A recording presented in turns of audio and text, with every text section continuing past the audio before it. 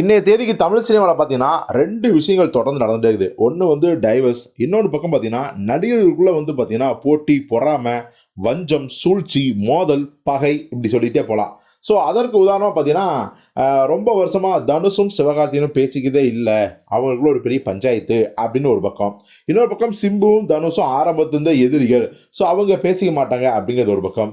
இப்போ லேட்டஸ்ட்டாக கூட பார்த்தீங்கன்னா நயன்தாராவும் நம்ம விக்னேஷ் சிவனும் பார்த்தீங்கன்னா அந்த ஃபுட்டேஜ் காரணமாக வந்து தனுஷிடம் வந்து பயங்கரமாக வந்து மோதலை ஏற்படுத்திக்கிட்டு அவங்க வந்து ஒரு நீண்ட அறிக்கையின் மூலம் தனுஷை கழுவி ஊற்றுனாங்க. இது ஒரு பக்கம் பற்றி எரிஞ்சிட்டு இருக்குது.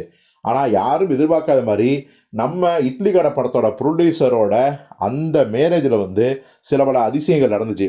நயன்தாரா, விக்கி ஆகட்டும், தனுஷ் ஆகட்டும் நேருக்கு நேராக வந்து கூட பேசிக்கல.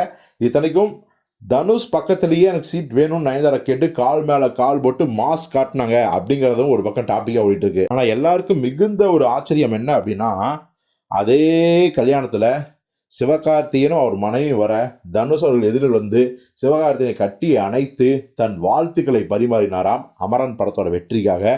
ஸோ அந்த வீடியோ பயங்கர வைரலாக இருந்துச்சு. அதே மாதிரி பார்த்தீங்கன்னா அன்னைக்கு இரவே பார்த்தீங்கன்னா ரிசப்ஷன், அதாவது கோலாகல கொண்டாட்டம். அதுலேயும் பார்த்தீங்கன்னா தனுஷ் அவர்கள் வந்து ரொம்ப கலர்ஃபுல்லான ஒரு ட்ரெஸ்ஸை போட்டு வந்திருக்காரு. அதே விழாவுக்கு நம்ம சிம்புவும் வந்திருக்காரு.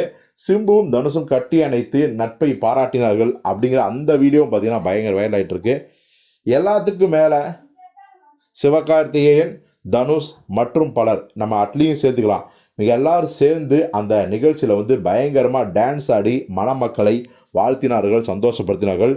ஸோ இப்படியெல்லாம் எதிரியாக இருந்தால் டான்ஸ் ஆட முடியுமா, நட்பு பாராட்டுவாங்களா, கட்டி அணைப்பார்களா அப்படிங்கிற நிறைய ஆச்சரியங்கள் இருக்கு இல்லையா. ஸோ அதுதான் விஷயம். ஸோ ஆரம்பத்துலேருந்து யார் யாரெல்லாம் பகை, பிரிவு அப்படிங்கிறதுக்கெல்லாம் ஒரு முற்றுப்புள்ளி வச்சுட்டாங்க இந்த கோலிவுட் செலிபிரிட்டிஸ் அப்படின்னு தான் சொல்கிறாங்க.